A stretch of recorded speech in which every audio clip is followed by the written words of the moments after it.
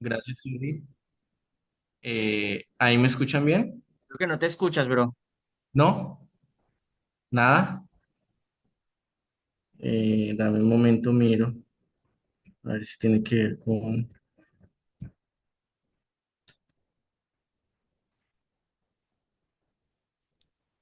Qué pena, sí te A escuchas, sí te ver. escuchas. Sí te escuchas. Yo era el que tenía todo esto muteado. Ahí me escuchan. Perfecto. Ok, listo. No, Uli, muchísimas gracias por la introducción. Es verdad lo que dice Luli. Somos bastante cercanos, hemos podido compartir y ha sido una bendición ver cómo Dios no tiene en poco nuestra juventud para poder hacer cosas. Y la idea de este seminario también es poder capacitar a otros para que juntos podamos llevar a la misma iglesia el conocimiento de la verdad, que es por medio de la escritura, ¿cierto? Entonces, esta semana vamos a ver, lo llamamos así, semana tribal, porque vienen las tribus. Y dentro de esta semana vamos a ver tres libros que son súper claves, que son Josué, Jueces y Ruth. Y estos libros tienen ciertas particularidades porque eh,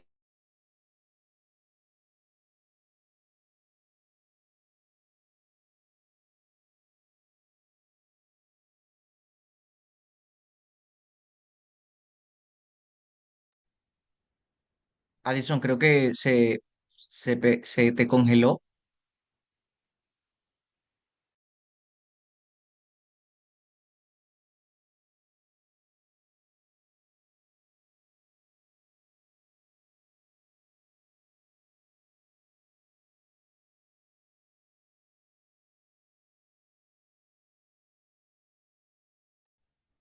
Qué pena, creo que estamos teniendo.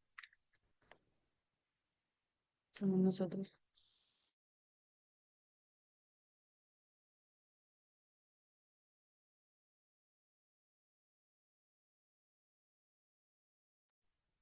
Qué pena, tenemos un fallo técnico. Creo que a Addison se le apagó el computador de un momento a otro. Ya vamos a comenzar bien. ¿Sí me escuchan? Hagan el dedito así. Pongan su dedito así si me escuchan. Eso, súper, qué pena. Ok,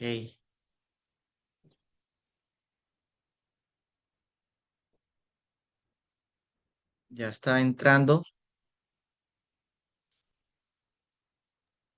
Dale, que él va a seguir en el compu. Ok,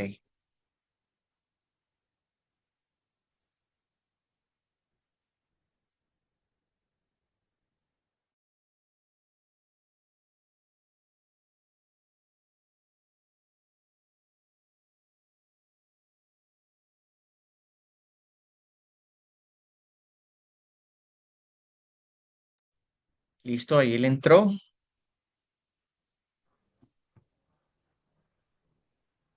Perfecto. ok, volví.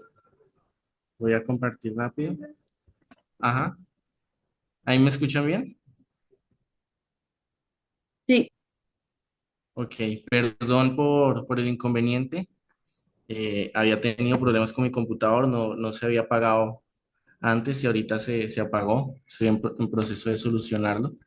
Pero estaba haciendo una introducción acerca de lo que hacemos. Junto con mi esposa, pues trabajamos en la Escuela de la Biblia y estaba comentando que es un privilegio para mí poder enseñar en esta semana. Espero que sea una semana fructífera, que puedan tanto el lunes y el jueves poder conocer un poco más del carácter de Dios, el propósito de Dios por medio de estos libros y que juntos estudiemos. Quizás en medio de estos seminarios, en medio de estos módulos o de cada clase no vamos a responder todas las preguntas. La idea es capacitar para que ustedes de manera individual puedan seguir estudiando la Biblia y en medio de ese caminar uno aprende más y más y más y se da cuenta de que el conocimiento teológico es bastante amplio, ¿sí? Eh, pero quiero iniciar orando y ya ahí vamos directo al tema, ¿ok? Señor, te damos gracias por esta noche de clase. Pido, Señor, que tu Espíritu Santo nos acompañe, que esta semilla que de pronto has traído a mi vida pueda ser cultivada en cada uno de nosotros y pueda dar un buen fruto. Ayuda, Señora, que sea una clase amena, que se pueda comprender, entender, que se pueda glorificar tu nombre y podamos conocer un poco más de tu carácter, Señor. Que estos libros puedan realizar en nosotros una pasión más profunda por conocerte, por darte a conocer y por último también te pido que mi computador no presente problemas para poder dar la clase con total éxito, Señor, en el nombre de Jesús. Amén. Voy a cerrar acá por el ruido y vamos a comenzar. Entonces, algo clave que quiero dejar como un fundamento es el tema de la teología. Teología viene de la composición de dos palabras, teo, que es Dios, logía, que es ciencia o estudio, ¿sí? Algo clave porque nosotros a veces escuchamos, o a veces nosotros lo podemos decir, que quizás no nos sentimos tan atraídos por la teología, pero cuando nosotros estudiamos acerca de quién es Dios, estamos estudiando acerca de teología, ¿sí? Estamos estudiando su carácter, estamos estudiando acerca de cuáles son sus planes, su propósito, cómo nosotros nos vemos introducidos en esa misma historia que Dios ha determinado y cómo nuestro libre albedrío también va en un conjunto de, de la soberanía de Dios, tomando decisiones para sí mismo construir ese futuro. Entonces, ¿a qué voy con todo esto? Porque vamos a hablar del carácter de Dios, vamos a hablar de sus planes en medio de estos libros. Van a haber algunos temas un poco controversiales, sobre todo con el libro de Josué y la Conquista, con los libros de Jueces. Quizás algunos han leído en los libros, los capítulos de Jueces, sobre todo los últimos, quizás otros no, pero son controversiales y vamos a ver cómo Dios actúa en medio de cada una de estas circunstancias, ¿cierto? Entonces, para comenzar, nosotros vamos, acá tengo una diapositiva. No soy tan bueno con las diapositivas, pero deseo que sean de bendición para cada uno de ustedes. La historia continúa, fue la manera en la que quise iniciar. Desde el Génesis hasta Deuteronomio hay una preocupación por la posesión de Israel a la tierra prometida. Entonces, ¿qué pasó? Vimos todo lo de el pecado, ¿cierto? La creación, el pecado. Posteriormente hay ciertos eventos hasta que llegamos a Abraham. Y en Abraham vamos a ver que hay varias promesas, que su descendencia iba a ser multitudinaria, que por medio de esa descendencia también iba a bendecir a las demás naciones y que se le iba a dar una tierra, ¿cierto? Y en medio de ir con José a Egipto, regresar, está el tema de la tierra prometida. Cuando nosotros llegamos a Deuteronomio, el libro de Deuteronomio nos va a dar una sucesión de poder entre Moisés y Josué. Moisés no va a entrar, ya la semana anterior hablábamos, Israel hablaba acerca de esta temática. Josué no va a entrar dentro de la tierra prometida, la va a ver de lejos, tienen una conversación con Dios, fallece, Dios lo sepulta y nos encontramos este momento, esta realidad. Y quiero iniciar así para que cada vez que nosotros vamos de semana en semana, de libro en libro, podamos conectar los puntos. La Biblia no son libros desconectados. Si bien la Biblia es un conjunto de varios libros, que son más o menos entre 1500 años, por aproximadamente 40 40 años, 40 autores escritos, tiene un, perdón, perdón, eh, perdón, me distraje por algo acá. Cada uno de los libros tiene una historia que continúa, ¿sí? Cerramos con el Pentateuco, pero el Pentateuco no se desconecta ni de Josué, ni de Jueces, ni de Ruth. Y posteriormente los libros como Samuel, los libros como Reyes, tampoco se van a desconectar de los libros anteriores. Así que la historia continúa, el mismo pueblo está en la espera de esa tierra prometida y Deuteronomio concluye con Israel en la frontera de la tierra prometida, pero aún no están en ella, ¿sí? El uso de la arqueología. Voy a ponerlo acá para compartir mejor así. Entonces, el uso de la arqueología, si bien es importante y lo vamos a usar dentro de estas clases, eh, el papel de la arqueología no es el de la prueba, ¿sí? La arqueología sirve como una ayuda para contextualizar, entonces van a haber hallazgos arqueológicos que nos van a poder llevar a un entendimiento más completo de cómo vivían, cómo pensaban, ceremonias, cultura de la época. Sin embargo, el papel de la arqueología nunca es autentificar la Biblia como tal. La Biblia, nosotros sabemos de que es infalible, es inerrante. Y cuando hablamos de sola escritura, hablamos de que la Biblia es la única autoridad que tenemos que es infalible, ¿sí? Ella es la palabra de Dios. Uno en teología se puede de pronto profundizar un poco más en esto con teopneustos, que es como la palabra que Dios expira, ¿sí? El aliento.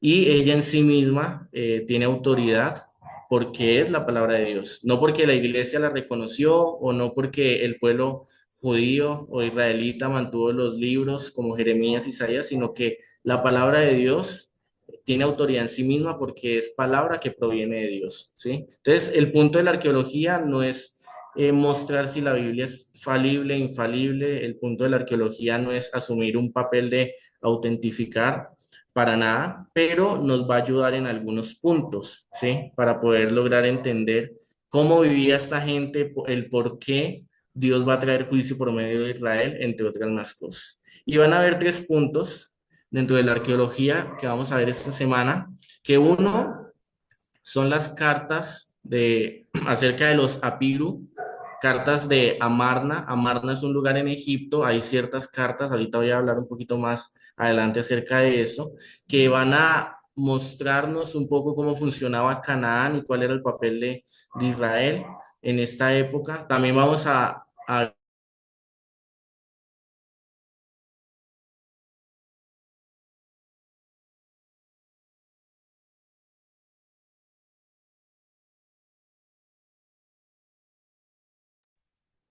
Creo que se volvió a caer. Denos un segundito.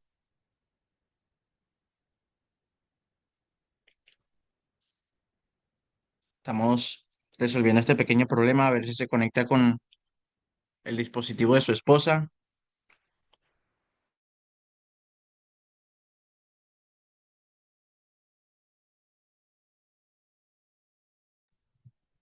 pero ahí sí que ¿cómo puedo compartir la... Hola, ¿ahí me escuchan? Sí, Sí te normalmente. escuchamos. Ok, voy a enviar la presentación al grupo y voy a descargarla y voy a pasarla para que puedan tener acceso a ella y de esa manera pues pueden ir avanzando. Estoy desde la tablet de mi esposa porque lastimosamente mi computador está fallando eh, para poder avanzar con la clase. Lamento esto, no había tenido esas fallas.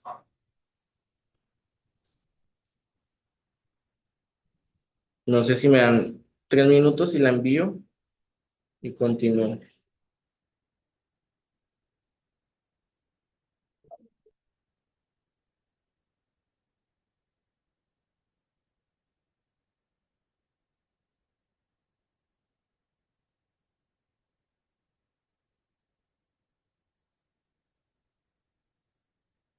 Listo. Ahí ya se envió para aquellos que tengan acceso a su WhatsApp ahorita, pueden abrirla.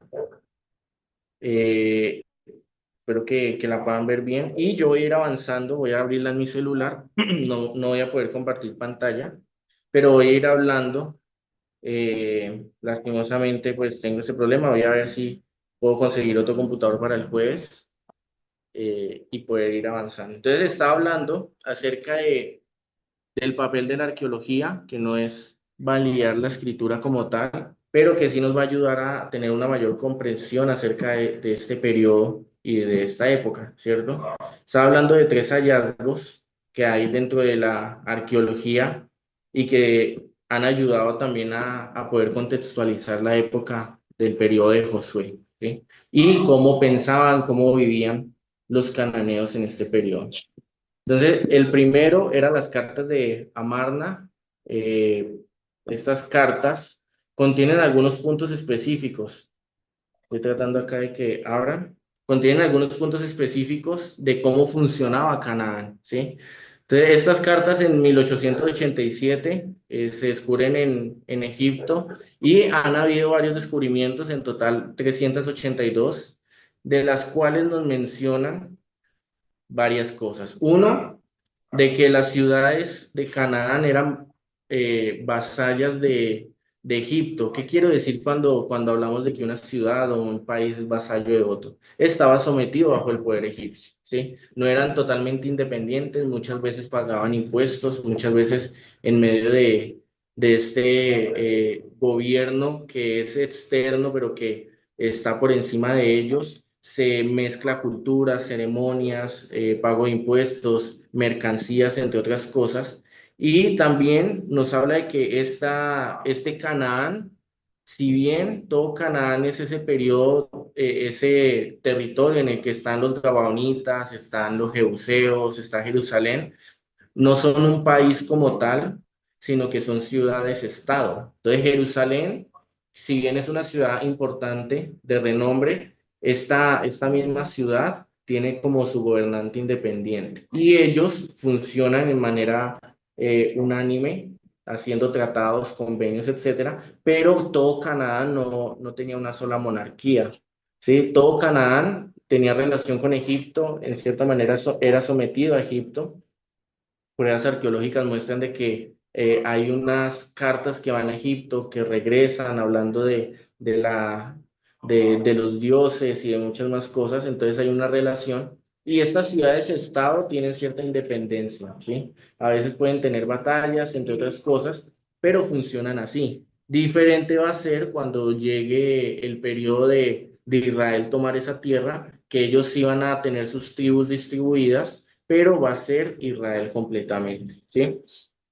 Algo clave también es que ellos pagaban impuestos y en medio de este periodo, dentro de las cartas de Amarna, aparece, y ahí en la diapositiva ustedes lo pueden ver, una carta en la que ellos envían hacia Egipto diciendo que hay unos llamados los Apiru, que esos Apiru, algunos los arqueólogos y estudiosos del hebreo los asemejan a los hebreos porque fonéticamente son similares. Nosotros tenemos que recordar que el hebreo como tal no tiene vocales, no tiene signos de puntuación, no tienen espacios.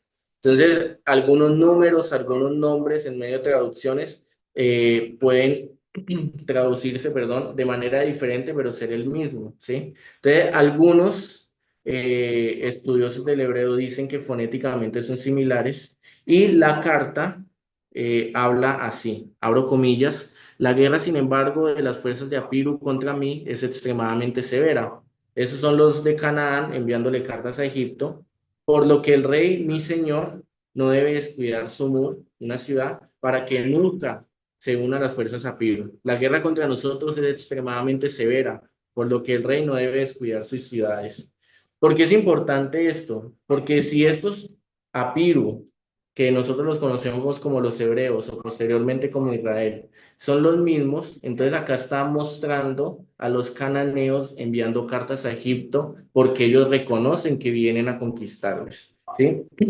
Y ahí hay una pregunta eh, acerca de si es un genocidio o no es un genocidio, ¿sí?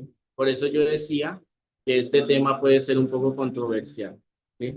Porque normalmente las personas se alejan un poco de Josué, eh, pensando de que el carácter de Dios es diferente al del Nuevo Testamento, al del mismo Jesús. Y está la pregunta, y es una pregunta en la que yo a veces me he enfrentado a algunas personas, de si es un genocidio o no es un genocidio, y cuál es la posición de Dios ante el más débil, ¿cierto? Yo quiero leerles acá una descripción de lo que es un genocidio. Y dice que es un exterminio o una eliminación sistemática de un grupo humano, sea por motivo de raza, de etnia, de religión, de política, de nacionalidad, ¿sí? Entonces, de manera voluntaria, el genocidio nos muestra de que yo quiero exterminar esta cultura, ¿sí? ¿Por qué? Porque De pronto hay un problema o simplemente como pasó con los nazis y con los judíos, ellos se querían creer la raza superior. Sin embargo, aparecen los judíos como que son un pueblo escogido por Dios y esto no iba a ser permitido. Y allí, junto con el pensamiento de Nietzsche que Hitler lee, perdón, hay un celo directo hacia ellos y busca exterminarlos. Sin embargo, en el pueblo de Israel y en Josué no nos narra lo mismo, ¿sí? Primero tenemos que ver de que este es un mandato ocasional, de que no es que Dios todas las veces y en todo momento está buscando que un pueblo entre a guerra con otro, es un mandato ocasional que más adelante en medio de las diapositivas ustedes van a ver el pensamiento de la época y el por qué Dios trae a juicio a estas naciones y a Israel no hay territorios incluso que no se le permiten entrar, como por ejemplo Moab, Amón, Edom. Entonces no es que Israel tuviera la autoridad para entrar en cualquier territorio y conquistar todo lugar donde ellos desearan entrar, ¿cierto? Sino que efectivamente los jebuseos, Jerusalén, Gabaonitas, bueno, etcétera, ese territorio cananeo era el que en un principio Dios les permitió para que ellos conquistaran, ¿sí? Entonces es un mandato ocasional. También hay un tema allí, que si bien ellos pasaron 400 años o 430 años desde la entrada de José a, a Egipto, eh, aún así, si nosotros nos devolvemos al Génesis, regresamos, nos damos cuenta de que Abraham hace la compra de algunas tierras, ¿sí? Cuando Abraham está poseyendo allá, él compra tierra para sepultura. Jacob también hace compra de algunas tierras y hay una parte en la que Dios mismo le dice, y acá yo me baso en un libro que se llama Mátenlos a todos de Paul Copan y William Lane Craig, que son dos cristianos que argumentan toda esta temática, que se lo recomiendo y es muy bueno, y muestra cómo cuando Dios le dice a Abraham que mire la tierra y que avance y camine alrededor de ella, era una demostración cultural de la época en la que decía, ese es el territorio que a mí me pertenece.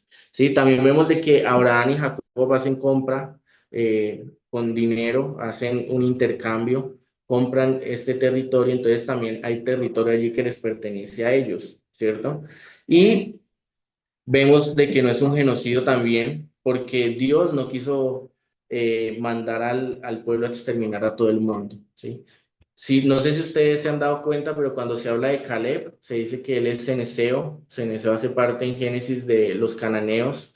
Cuando el pueblo va a entrar, hay una mujer llamada Rahab, y no solamente se le perdona la vida a ella, sino se le perdona la vida también a toda su familia. Más adelante, el libro de Ruth es una moabita que no hace parte del pueblo. Y también los gabaonitas, ellos hacen un pacto con Josué, en el que Josué y el pueblo no consultan a Dios, sin embargo, les perdonan la vida y los gabaonitas se someten al servicio de buscar agua y eso en medio del tabernáculo, ¿cierto? Entonces, esto nos muestra que no es tampoco un celo ferviente para acabar a Canaán, más bien es Dios usando a este pueblo para traer juicio, ¿cierto? Otro punto importante es que se menciona acerca de que la tierra vomita a estas personas y no solamente va a hablar de los cananeos. Cuando ustedes avancen en medio de las lecturas se van a dar cuenta que Israel también es vomitado de la tierra. Algo que puede ser metafórico y que puede ayudar acá es que Dios es el soberano y el dueño de la tierra y Él está arrendando la tierra a Israel. Y cuando Israel no cumplió con las expectativas o no cumplió con la ley de Dios, Israel también iba a ser vomitado de la tierra por esa falta de moralidad o de temor a Dios. ¿Sí? Entonces, no es un escogí a Israel solamente y no me importan los demás, más bien es Israel, como en un momento otras naciones también, perdón, como en otros momentos las otras naciones también iban a ser juzgadas, ¿sí? Entonces acá ese es el tema importante, cómo Dios va a traer juicio en medio de esta tierra. Voy a tratar de compartir, a ver si puedo.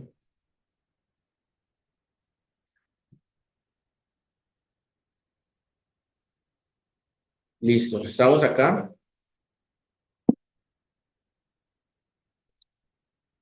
Entonces, estamos hablando de esto y otro tema que trata Paul Copan y William Lane Craig en este libro es acerca de que 3 veces supera la palabra desposeer, vomitar, arrojar a la palabra destruir, ¿sí? Entonces, no es un genocidio, simplemente Dios tiene el derecho como soberano de la tierra a ejecutar el juicio, ¿sí? Entonces, el problema moral de la guerra.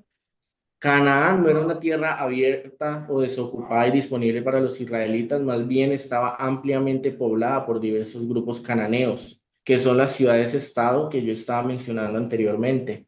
Tales guerras han causado una considerable angustia a las sensibilidades modernas y aquí algunos difieren como que Jesús es un Dios de amor y que Jehová o el Dios del Antiguo Testamento es un Dios airado. Sin embargo, dentro de las cosas que ya he hablado y ahorita que voy a hablar un poco del pecado del pueblo, también cabe mencionar que Génesis le da una promesa de Dios a Abraham acerca de la tierra prometida y dice que la maldad del amorreo no ha llegado al colmo todavía, ¿sí? Entonces, si nosotros hablamos de 400 años de esclavitud de Israel dentro de Egipto, estamos hablando de más de 400 años en el que Dios fue paciente esperando que el pueblo cananeo se arrepintiera de sus maldades y de sus pecados.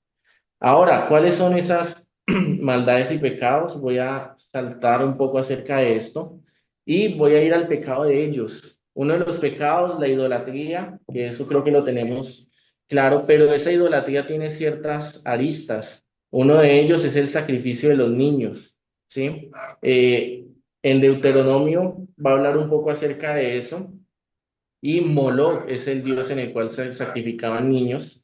No solamente sacrificaban niños, practicaban la adivinación, la brujería, hechicería, presagios, adivinanzas hacia el futuro y todo tipo de pecados sexuales. Vamos a ver que en medio de los dioses hay mucha relación sexual, hay lastimosamente, y perdón por algunos términos, pero muchos de los dioses o en muchas ocasiones van a ser adorados por medio de orgías, sacerdotisas, sacerdotes que venden su cuerpo, y es una manera de adorar a esos dioses. ¿Por qué? Y acá quiero como cimentar una idea. Dios es la autoridad máxima, es la autoridad suprema y Él está por encima de todo y Él decidió crearnos como un acto voluntario de su ser.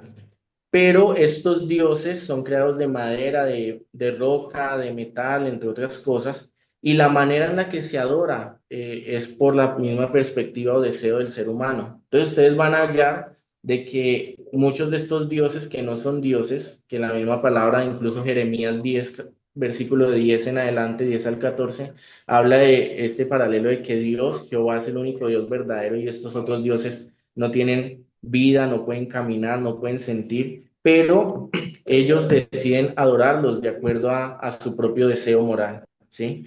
Entonces, maneras de adorarlos es por medio de relaciones sexuales, es por medio de presagios, es por medio de adivinaciones y aún el sacrificio de niños también, ¿cierto? Y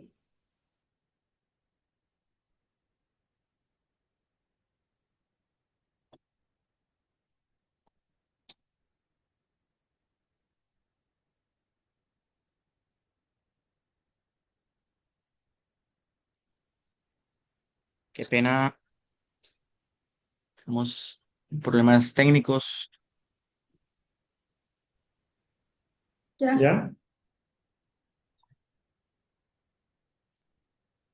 ahí me escuchan. Sí, No sé por qué estamos teniendo tantos problemas, perdón. Estaba hablando de que en las siguientes diapositivas que yo les envié ahí en el grupo aparecen ciertos hallazgos arqueológicos en, en Azor, ¿sí? Entonces ahí, acá les voy a mostrar en la pantalla. Voy a mostrarles. Entonces, acá hay algunas imágenes de hallazgos arqueológicos. Las imágenes que están acá, tanto en derecha como izquierda, en la primera diapositiva y en la segunda diapositiva, tienen que ver con Acera o Astarot. Y cuando ustedes ven la diapositiva que yo les envié, estas imágenes muestran pechos, muestran bastantes agujeros y la manera en la que se adoraban era por actos sexuales, ¿sí? Como estaba comentando anteriormente, espero que hayan escuchado esa parte, muchas de las veces que adoraban a Cera, por ejemplo, a Baal, era por medio de los actos sexuales, ¿sí? Acá en la pantalla, entonces aparece Baal, que les envié la diapositiva y pueden ir avanzando. Baal también tiene que ver con la fertilidad y dentro de la cosmovisión cananea, cuando Baal y Asera tenían relaciones sexuales, caía esa fertilidad en el grano. Entonces, cuando era fructífero el grano, cuando había vida en el río, cuando la mujer en sí misma también podía concebir, en parte tenía que ver con ese agradecimiento de estos dioses o las relaciones sexuales de estos dioses, pero porque en el ámbito terrenal o las gentes de esas poblaciones estaban viviendo de acuerdo a esos actos sexuales también. Y de allí le rendían culto. Posteriormente, hay otros dioses, espero que ahí se pueda enfocar un poquito. Este se llama El.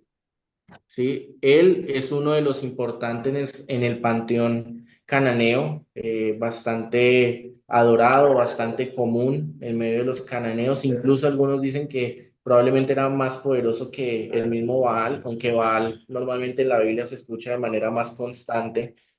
Y también se encontró en Azor, en Canaán, una imagen de una luna siendo adorada y este toro tiene que ver también con Baal. Si ustedes se dan cuenta, hay varias imágenes que son diferentes acerca de estos dioses. Aser, Astarot, Baal. Acá se creía que Baal estaba en el toro, pero estaba de manera invisible.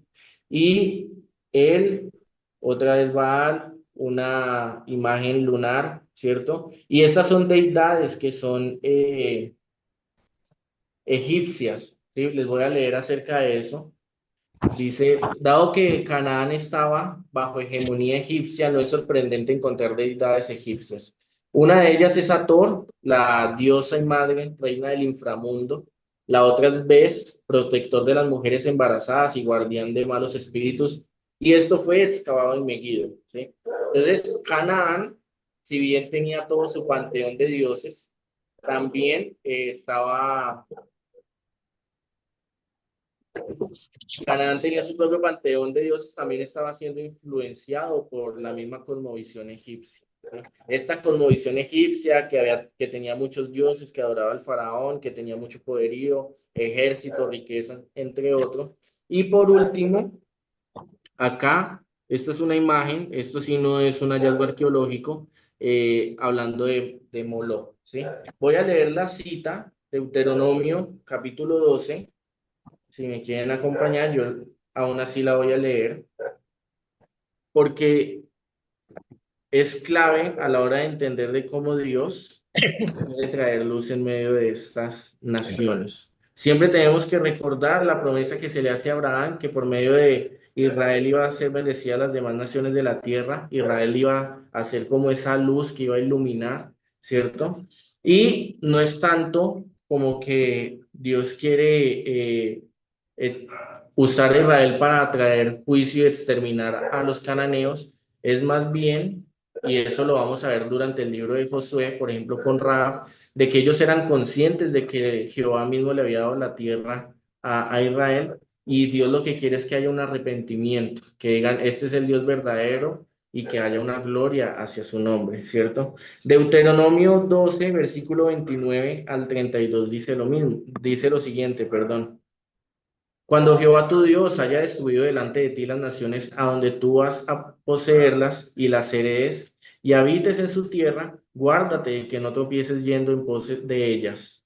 Después de que sean destruidas delante de ti, no preguntes acerca de sus dioses diciendo, de la manera que servían aquellas naciones a sus dioses, yo también les serviré.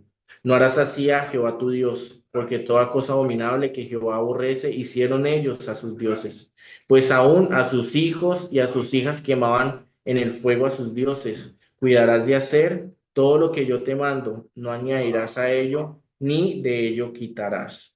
Entonces, este es un mandato conciso que Dios les dice. Entonces, ustedes van a llegar a la tierra, van a desposeer la tierra y ustedes van a destruir los dioses de ellos y no van a preguntar acerca de sus dioses, ni quiénes eran, ni cómo se llamaban, ni cómo se adoraban. No sea que sus generaciones, ustedes mismos caigan en medio de esta idolatría. Y es importante poder entender esto. Dentro de la concepción de los cananeos, ellos adoraban a Moloc y aún el mismo Deuteronomio es una cita clave que nos muestra que lo adoraban por medio del sacrificio de hijos, ¿sí? Es algo que también vamos a ver en medio de los profetas. Jeremías, por ejemplo, es uno de los que habla acerca de estos sacrificios y quiero que podamos ponernos como en la actualidad de ellos. No sé, yo estoy casado hace 3 años, todavía no tengo la fortuna de ser padre, pero de pronto en medio de nosotros hay varios padres o hermanos mayores, etcétera. Sin embargo, a pesar de que todavía no soy padre, puedo comprender más o menos lo que es una relación, porque lo veo en personas cercanas que sí son padres, una relación entre padre e hijo, y aún la manera en la que Dios Padre nos ha adoptado a nosotros. La familia debe ser el lugar seguro de los hijos, de las siguientes generaciones, donde se les estipula temor a Dios, valores, se les corrige, es como el trampolín de, normalmente en un buen hogar los hijos van llegando más alto de donde llegaron los padres, etcétera. Y el valor de la familia es algo en cierta manera indescriptible. El amor que una madre tiene por sus hijos, un padre que va y se sacrifica para darle lo mejor a sus hijos, que es capaz de morir o de quitarse el bocado de la comida, aunque es una expresión que usamos a veces de manera colonial, pero es verdad, por darle ese pan a sus propios hijos, ¿sí?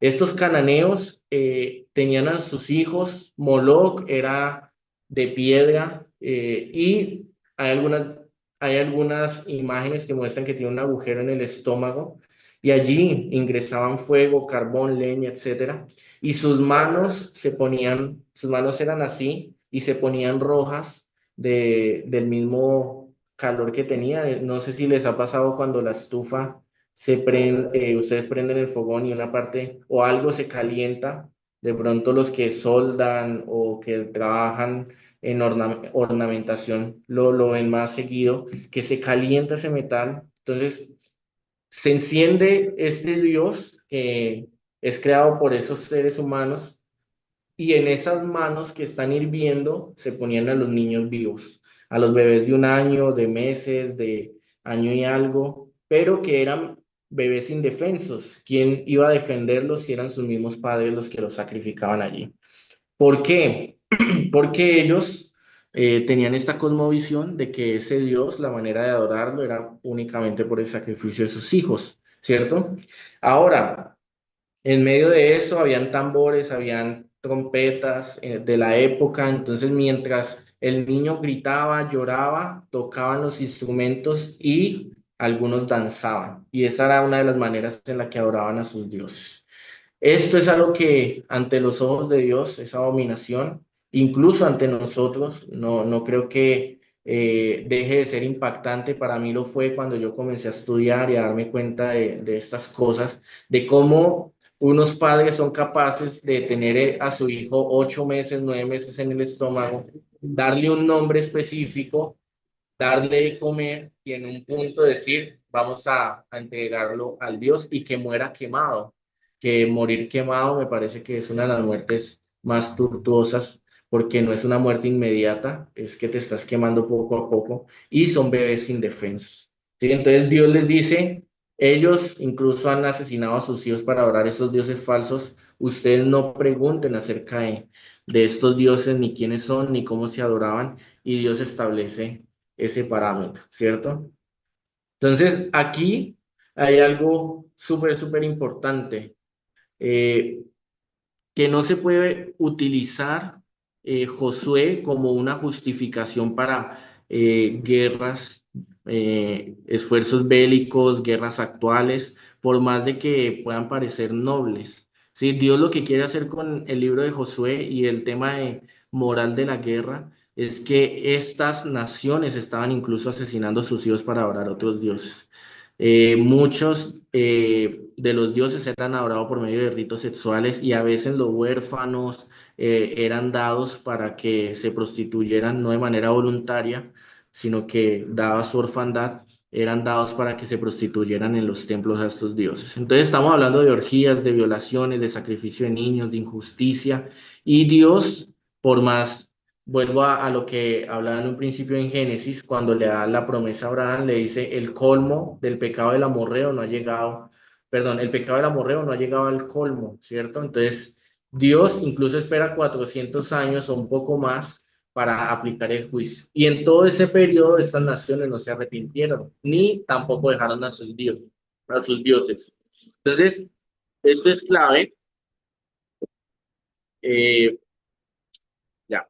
Esto es clave. Otro punto importante es que tampoco a Israel se le permitió construir un imperio. No fue como que tú vas a gobernar de manera soberana sobre todo el territorio habido y por haber. No, incluso hay unas instrucciones con Edom, con Amón, con Moab, de si ustedes van a pasar por allá, bueno, van a pagar lo que van a comer, no les van a quitar la tierra porque yo se las di, etcétera. Entonces, no es que Israel iba a conquistar todo el territorio como tal, era específicamente estos pueblos que estaban viviendo en esas condiciones. Y en cierta manera vamos a ver de que el guerrero como tal es Dios mismo, ¿sí? Dios mismo está usando a Israel para traer este mismo juicio.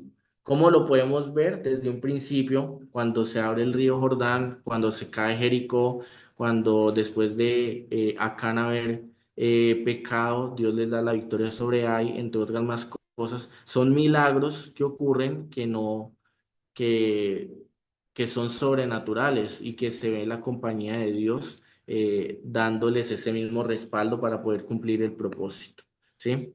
Entonces, la guerra no es el objetivo final, no, la conquista como tal no es el objetivo final, ni siquiera el objetivo final es que Israel sea un soberano en este territorio, el objetivo final es que allí se ha plantado el nombre de Dios, ¿sí? Y que en este lugar la gente pueda conocer aún más el carácter de Dios. Sin embargo, en el libro de Jueces nos vamos a dar cuenta de que Israel se deja permear por estos pensamientos y no actúan en el estándar que corresponde. Entonces, la pregunta no sería si Israel tenía el derecho de despojar a los cananeos, que normalmente es una pregunta que me han hecho. ¿Israel tiene el derecho de despojar a los cananeos a pesar de todas estas circunstancias? No, la pregunta no va tan allá. Mi pregunta sería más bien si Dios, como soberano, tiene el derecho divino de ejecutar juicio sobre la creación, ¿cierto? Por eso hablaba de que vamos a ver el carácter de Dios como un Dios soberano. Dios es el dueño de la tierra y los cananeos en cierta manera son como alquilados eh, y ellos no cumplieron con las expectativas, ellos no cumplieron con el estándar correspondiente. Cuando veamos acerca de Rahab, nos damos cuenta de que Rahab reconoce al Dios de Israel que venció a Egipto y que sabe que ese mismo Dios les ha dado la tierra. Entonces no tienen ignorancia, incluso se habla de que su espíritu y su corazón desfalleció por causa de esto. Entonces, Dios mismo como soberano está ejecutando el juicio para despojar a estas personas y destruir sus dioses como tal, ¿sí? Igual que con Egipto, la guerra no era en sí contra Egipto, sino que Dios está mostrando en medio de las plagas de que sus dioses no son dioses, ¿sí? El único Dios verdadero es Jehová, ¿sí? Entonces, acá vamos a ver lo mismo. Dios respaldando a su pueblo, al pueblo que él eligió para despojarlo. Sin embargo, ya lo mencioné anteriormente, pero cabe mencionarlo de nuevo, cuando Israel, incluso siendo el pueblo elegido de Dios, no cumplió el estándar, también como parte de ese pueblo arrendatario, siendo Dios el soberano de la tierra, va a ser despojado. Va a ir a Babilonia y luego Dios lo va a regresar. ¿Por qué? Por parte del juicio, porque Israel futuramente va a caer en idolatría, ¿sí? Entonces, quiero plasmar eso allí como un pensamiento. La invasión de Canaán por los israelitas no derogó la promesa que Dios tenía por las naciones. El hecho de que Israel entrara a conquistar Canaán no significa que Dios no amaba a las naciones. Por el contrario, establece allí en Silo el tabernáculo y quiere ser luz en las demás naciones de la tierra, ¿sí? Y antes de entrar a Josué, para hablar de la conquista, tenemos que hablar de Números 21, capítulo 21.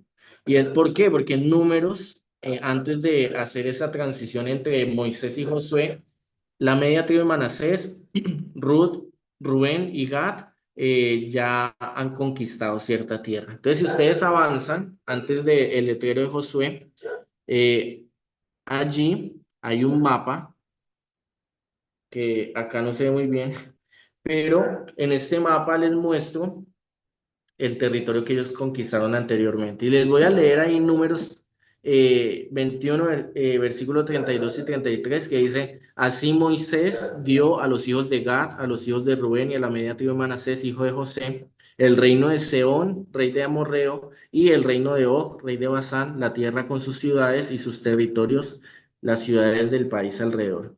Esto se hace bajo como un tipo de pacto en el que se dice, ellos le dicen a Moisés, nosotros queremos esta tierra por nuestro ganado, pero no vamos a vivir en ellos. Primero vamos a ir con nuestros hermanos a conquistar y cuando ellos tengan todo su territorio, regresamos otra vez a nuestra tierra.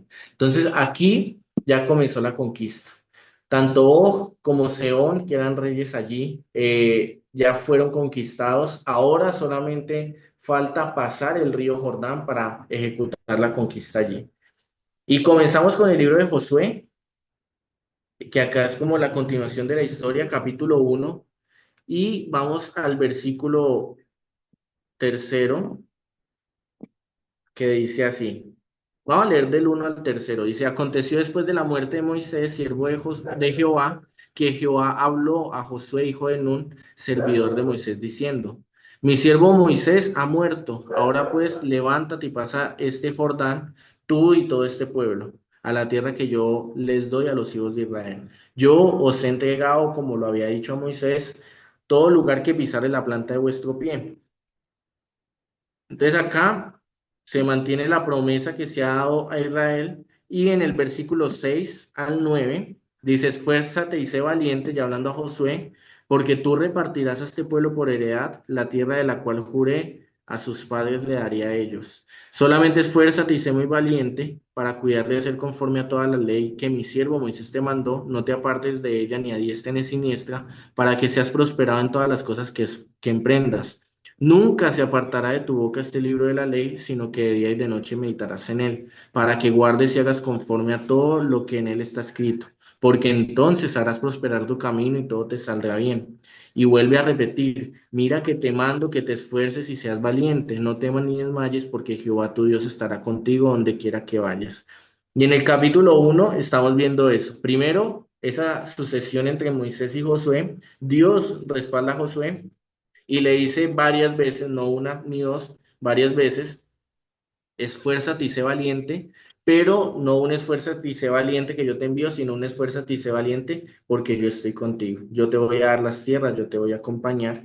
Y en el versículo 10 al 12 dice, y Josué mandó a los oficiales del pueblo diciendo, pasad por el medio del campamento y mandad al pueblo diciendo, preparaos comida, porque dentro de 3 días pasaréis el Jordán para entrar a poseer la tierra que Jehová vuestro Dios os da en posesión. También habló Josué a los rubenitas y gaditas y a la media tribu de Manasés diciendo, y allá hay un mensaje de lo que estaba hablando anteriormente, de ustedes van a ir junto con sus hermanos a conquistar a pesar de que ustedes ya tienen el territorio ganado, ¿cierto? Entonces en el capítulo 1 vamos a ver la misión de Josué, que es no te apartes de la ley, vas a repetirla, vas a vivir con esa ley, esfuérzate porque tú vas a repartir esa tierra y hay una preparación en el que le dice, dentro de 3 días vamos a conquistar este territorio. Entonces, eso acontece en el capítulo 1, la sucesión de Moisés a Josué, el llamado a la valentía por parte de Dios a Josué y la preparación para ir. Y en medio de esa preparación vamos al capítulo 2 y aparece una mujer que es súper importante dentro de la historia, llamada Rahab. Acá Josué no envía 12 espías, solamente envía 2 de ellos. Y ellos llegan allá, Josué los envía para reconocer la tierra, ellos llegan, se quedan, se encuentran con una mujer llamada Rahab, que esta Rahab vive dentro de las murallas, Y en el versículo 8 es bien interesante, dice, versículo 8 al 12 del capítulo 2 de Josué, dice, antes que ellos durmiesen, hablando de los espías, ella subió al terrado y les dijo, entonces está teniendo una plática con ellos, sé que Jehová os ha dado la tierra. Y esto es clave, esto es súper, súper importante, porque en una parte de la Biblia va a mencionarse en la que se dice como lo que pasó con Egipto no es algo oculto que pasó en un rincón. Todos fueron testigos. Y por eso comencé con el tema arqueológico. Si en un principio, digamos, ellos como ciudades-estado, hablando de los cananeos, estaban sometidos a Egipto, y Egipto pasó lo que pasó, que perdió todo su ejército en el Mar Rojo y Dios liberó a este pueblo. Obviamente los cananeos saben eso, esa historia, ¿cierto? Los cananeos son conscientes de esa historia. Los dioses de Egipto han perdido y el dios de estos esclavos que se hacen llamar Israel ha ganado. ¿Quiénes son ellos? ¿Hacia dónde van? No, vienen hacia Canaán. Entonces, Raab acá está dando un punto súper importante, que ellos no son inocentes en ese sentido, ¿cierto? Entonces ella sube, versículo 9 dice, sé que Jehová os ha dado esta tierra porque el temor de vosotros ha caído sobre nosotros. No dice sobre mí, sino sobre nosotros. Y todos los moradores del país ya han desmayado por causa de vosotros. Entonces, estos versículos son súper, súper importantes porque nos está mostrando de que el pueblo de Canaán, sus ciudades-estado, eran conscientes de Israel y tenían temor por esa misma conquista. Porque hemos oído, versículo 10, que Jehová hizo secar las aguas del mar rojo delante de vosotros cuando salisteis de Egipto, y lo que habéis hecho a los reyes de los amorreos que estaban al otro lado del Jordán, que eran los que estábamos hablando en números 21, Seón y Ahog, a los cuales habéis destruido. Versículo 11, oyendo esto ha desmayado nuestro corazón, lo repite por segunda vez, ni ha quedado más aliento en nombre alguno por causa de vosotros, porque Jehová vuestro Dios es Dios arriba en los cielos y abajo en la tierra.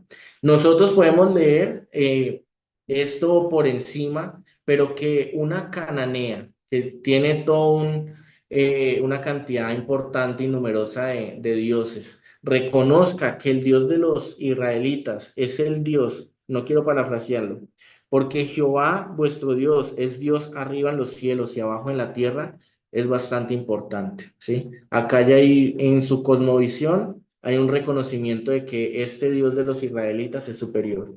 Versículo 12, os ruego pues ahora que me juréis por Jehová, que como he hecho misericordia con vosotros, así la haréis vosotros con la casa de mi padre, de la cual me daréis una señal segura.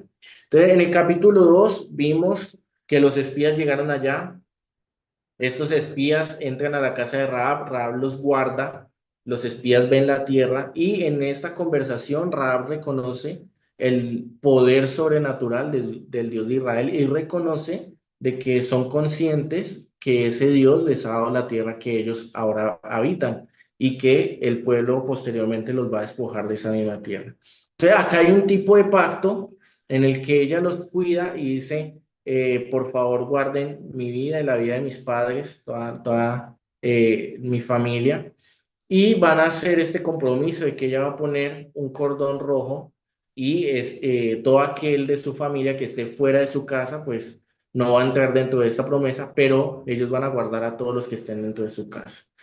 Los mismos cananeos en medio de esta inquietud por este mismo pueblo, se dan cuenta de que llegaron unos hombres extranjeros de Israel y van a buscarlos. Rahab los esconde y Rahab les dice, salgan y ellos regresan a Israel y los cananeos no los encuentran. Cuando ellos regresan a, a Josué, le dice que efectivamente es una tierra que fluye leche y miel, de manera metafórica es una tierra bastante fructífera, tiene el río Jordán cerca, tiene bastantes pastos, entonces conocemos de que ese sector es importante, también tiene el mar hacia el otro lado. Entonces reconocen que esta tierra tiene estas características, pero también reconocen de que los cananeos saben acerca de lo que Dios ha hecho y que Dios les ha entregado la tierra. Entonces, ellos como pueblo, al entender de que los mismos cananeos tienen temor de Jehová, No el temor que normalmente conocemos, sino miedo de que van a ser conquistados, eso también les anima. Y en el capítulo tercero, ahí yo tengo un mapita. Ahorita de pronto en el break, voy a dar el break después de este capítulo. Voy a tratar de en el dispositivo de mi esposa poner las diapositivas. Ahí hay un mapa que nos muestra el río Jordán. Entonces ellos se animan, cogen el arca, que el arca es súper clave, el arca representa como que la presencia de Dios está en medio de ellos, los sacerdotes toman el arca y cuando van a dar el paso el río en la parte de arriba se detiene, lo cual hace que ellos pasen en seco, ¿sí? Y pasan al otro lado. Entonces allí llegan y en el capítulo cuarto llegan con 12 piedras y hacen como un tipo de como altar, pero no para sacrificar, sino para conmemorar con 12 piedras de acuerdo a las tribus de Israel, para que las siguientes generaciones recuerden que Dios les ha dado esa tierra.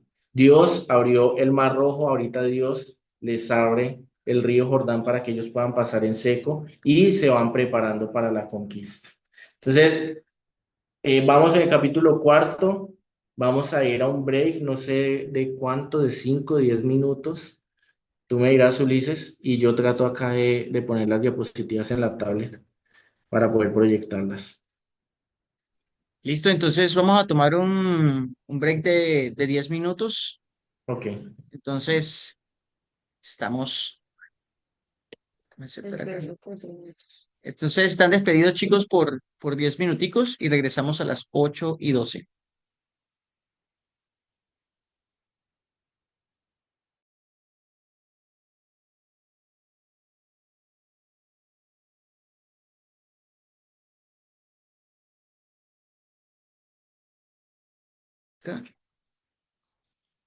Listo, entonces ya está otra vez la clase siendo grabada y bueno, empezamos.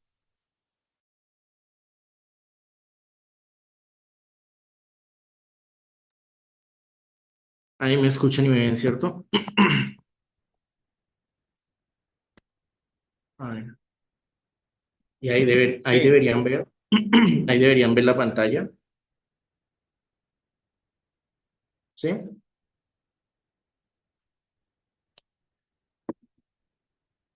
Bueno. Bueno, entonces voy a continuar. Si no ven la pantalla, a mí me aparece acá que ustedes la están viendo. Si no, me avisan, pero espero que la estén viendo.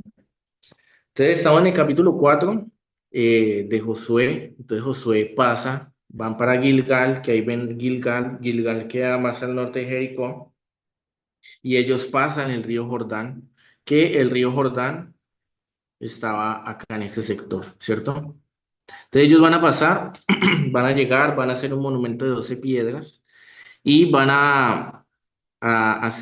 a ver como un paralelo entre el Mar Rojo y entre el río Jordán. En el capítulo cuarto, voy a buscar el capítulo cuarto, versículo 23, dice lo siguiente. Porque Jehová vuestro Dios secó las aguas del Jordán delante de vosotros hasta que habíais pasado, a la manera que Jehová vuestro Dios lo había hecho en el Mar Rojo, el cual secó delante de nosotros hasta que pasamos. Y en este paralelo nos damos cuenta de que en el Mar Rojo primero pues escapan de Egipto, en el Jordán ellos entran para la invasión, la conquista de Canaán. En el Mar Rojo escapa la primera generación, en el Jordán entra la segunda generación. En el Mar Rojo Moisés es elevado ante los ojos de Israel como su líder. Y en el río Jordán vemos de que Dios trae ese respaldo hacia Josué. Israel también decide, en una parte Israel también decide obedecerle y dice, así como obedecimos a Moisés, también te vamos a obedecer a ti. En el Mar Rojo pues hay un requerimiento de pureza ceremonial, también el mar se divide, en el río Jordán también hay pureza ceremonial, se divide el flujo del agua. Y por último, el pueblo cruza en seco en ambos, ¿sí?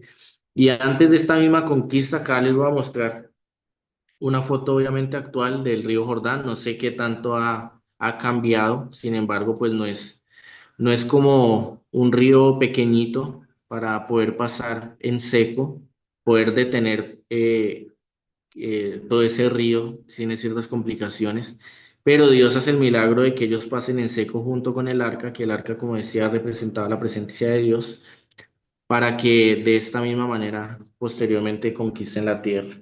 Pero antes de entrar en la guerra o antes de ir a la conquista de la tierra, vamos a ver el capítulo 5.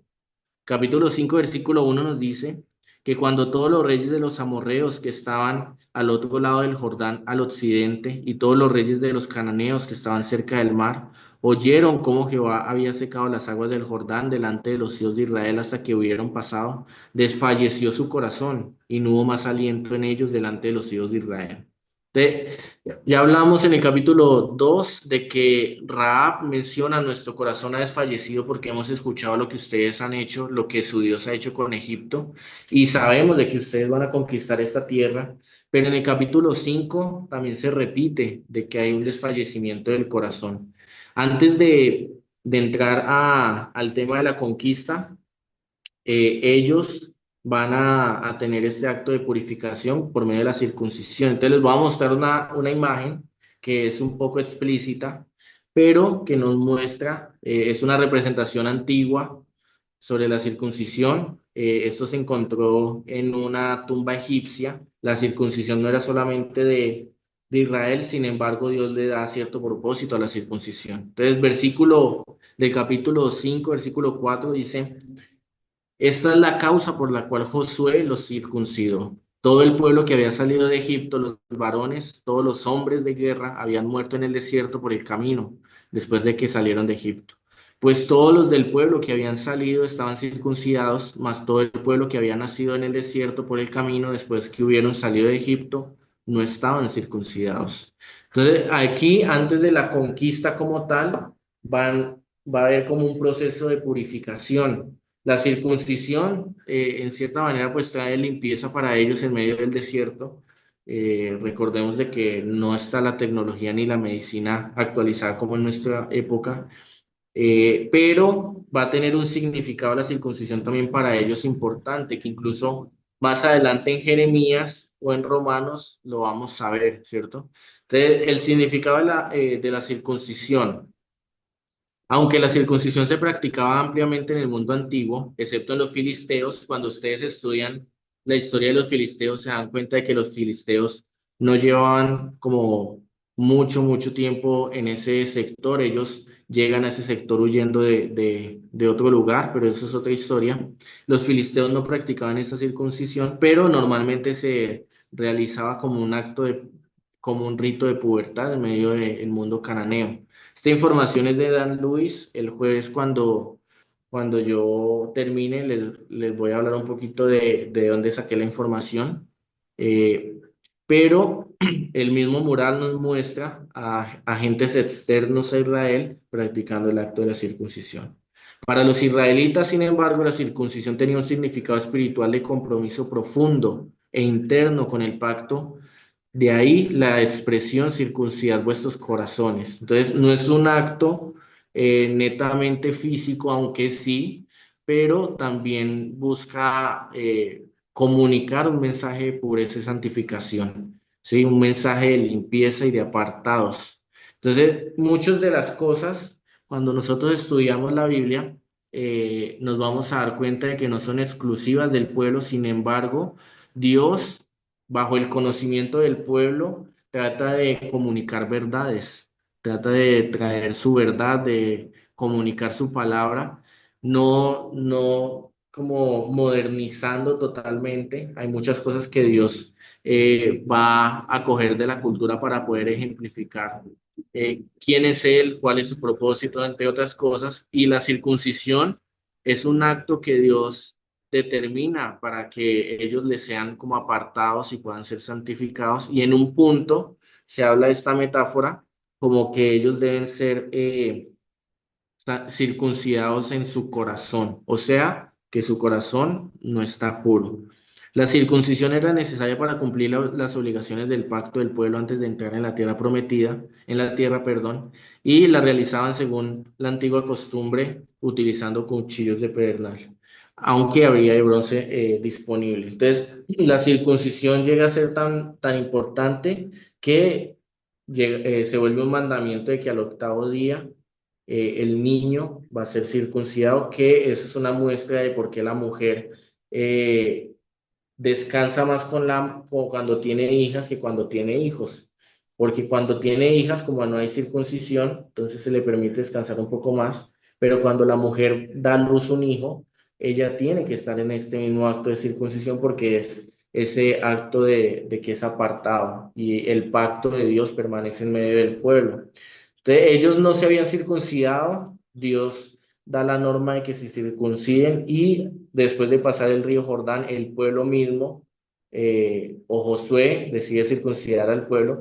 Y esto también a mí personalmente me muestra la confianza que tenían en Dios, porque la circuncisión va a llevar a que los hombres, el ejército, estuvieran débiles, porque es un acto en el que el cuerpo pues tiene como un tipo de cirugía, pero aún así Dios los protege en medio después del Jordán y ellos deciden obedecer, ¿sí?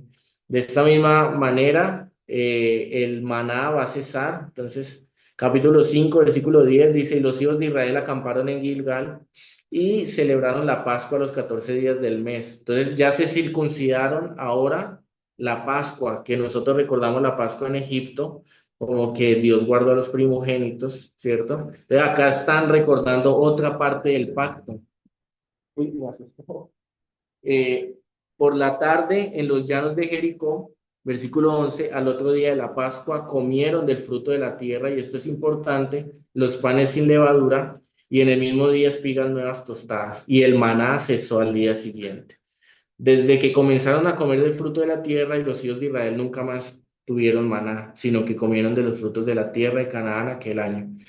Acá es clave ver dos cosas. Primero, Dios está recordando su pacto por medio de la circuncisión, por medio de la Pascua, y ambos son como esa protección, este cuidado hacia el pueblo, de que ellos son apartados y santificados. Y por otro lado, Dios proveyó el maná de manera soberana, ¿cierto? Como un Dios que provee, porque ellos no tenían acceso a toda la comida que sí iban a tener acceso después de pasar el río Jordán.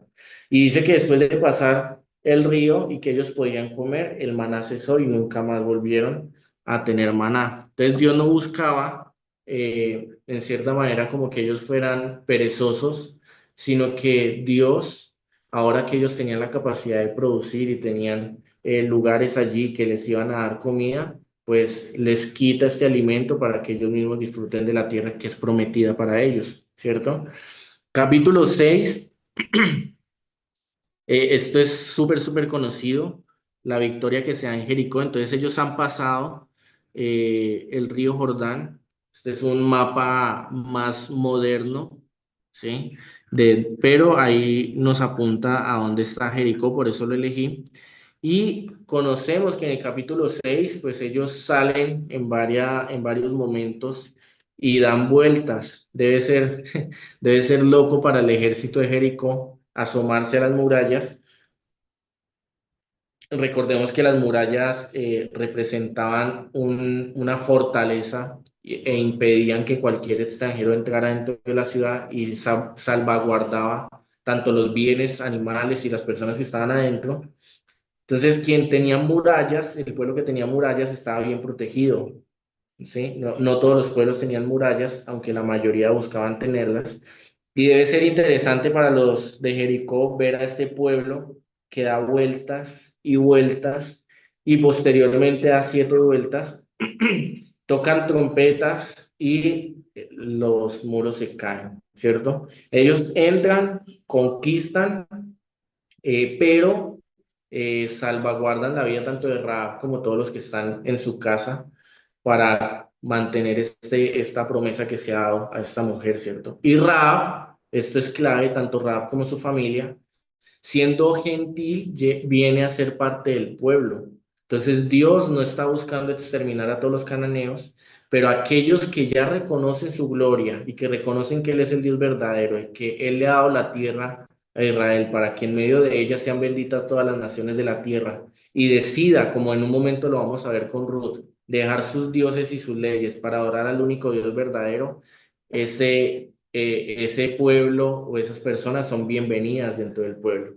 Dentro de las mismas leyes y normas que Dios estableció a Israel, le deja leyes para el extranjero, para el pobre. Entonces Dios en el Nuevo Testamento no es cuando quiere o busca traer a los gentiles. En el Antiguo Testamento ya hay algunos gentiles que son parte del pueblo, porque de acto voluntario decidieron dejar su cultura, dejar sus dioses para adorar al único Dios verdadero. Entonces acá se mantiene la promesa de Jericó, hasta este punto todo va bien, y ellos van a tener a Gilgal, voy a regresar.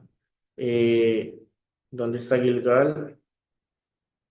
Van a tener en Gilgal como el lugar en el que siempre van a regresar. Va a ser como el lugar en donde van a descansar, donde van a regresar de la guerra para después ir a la siguiente conquista, ¿cierto? Entonces Gilgal va a ser un lugar específico e importante para ellos en medio de esta travesía, perdón. Y en el capítulo 7 nos encontramos con un punto importante que es la derrota en Ai. Esta derrota en Ai muestra la confianza que ellos estaban teniendo en sí mismos. Entonces, le dicen a Josué, el pueblo está cansado, eh, no lleves a todo el pueblo, lleva a cierto pueblo, no recuerdo ahorita el nombre, si eran 3.000 o qué, pero no es necesario que llegues a todo el pueblo. Y va el pueblo a conquistar Ai y ellos pierden esa batalla, ¿cierto? Después, Josué mismo, acá no vemos de pronto la misma firmeza que se ve en Moisés. Josué mismo dice, Dios, ¿qué pasa? Mira, tu nombre va a ser como difamado porque hemos perdido la guerra, porque nos trajiste para perder esta batalla. Y Dios exhorta a Josué, le dice, hay anatema, hay pecado dentro del pueblo. ¿Cómo yo voy a ignorar este pecado que hay dentro del pueblo? Entonces echan suertes o, bueno, Dios de manera soberana muestra y comienza a llevar familia por familia hasta que llega a estoy compartiendo pantalla. ¿No? Ellos se van familia por familia hasta que llegan a Ai.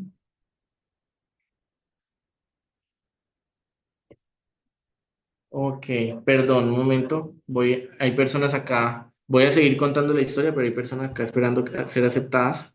Entonces, Sí, ellos llegan a Ai, pierden la batalla y después de perder la batalla, Dios muestra de que Acán ha pecado. ¿Y cómo ha pecado Acán? Entonces, Acán se ha llevado o ha hurtado. eh, Acá les voy a mostrar, ha hurtado oro y también ha hurtado una túnica mesopotámica. Versículo 21 dice, pues bien de los despojos un manto, acá está hablando del pecado que cometió, un manto babilónico muy bueno y 200 ciclos de plata, un lingote de oro de peso de 50 ciclos, lo cual codicié y tomé. Y esto es importante. Dios en algunos momentos les va a decir, ustedes pueden tomar de las riquezas de los animales y en otros momentos les va a decir, no lo pueden hacer, ¿sí? Desconocemos un poco del por qué. Quizás puede ser el tema de si son sacrificados a ídolos o no, o quizás cuidar el corazón de un pueblo. Yo desconozco el significado, pero ellos no tenían que tomar nada de este territorio. Acán dice que codició y tomó esta túnica, este oro, y después dice, y he aquí que está escondido bajo mi tierra, en medio de mi tienda, y el dinero debajo de ello. Entonces, él es descubierto, y después de que es descubierto, pues es castigado porque por eso el pueblo pecó, ¿sí? ¿Qué pasó? ¿Hay más personas? Ok, y les muestro acá, hay un cuenco de oro excavado en Mesopotamia que ilustra la gran calidad de la orfebrería de la Edad de Bronce, más o menos de la época. Y esta es una estatua que tiene una túnica mesopotámica en una figura de tamaño natural excavada en el palacio de Simri, ¿sí? Entonces lo que hace acá es codiciar y tomar estas riquezas para sí. Y es importante porque Dios les proveyó el maná en medio del desierto, incluso se dice que sus túnicas, sus vestidos no se desgastaron, sus sandalias tampoco, tuvieron el maná 40 años. Después de que llegan al río Jordán, Dios les provee otro tipo de alimentos que ya son las frutas o la comida de la tierra, y el maná deja de ser provisión porque ya tienen la capacidad de comer, y en ningún momento Dios los desampara. Sin embargo, este hombre, por la misma codicia, decide robar y de manera callada lo entierra para que nadie se entere. Sin embargo, Dios lo expone. Y esta es la causa por la cual ellos pierden esa guerra contra Ai. Después de haber arrepentimiento de parte del pueblo, obviamente también hubo un juicio contra Can porque quiso traer como ese pecado dentro del pueblo, y Dios va a ser firme en corregir esas conductas para que el resto del pueblo no se deje contagiar por ese pecado. En unos momentos nosotros vamos a ver que Dios es bastante firme.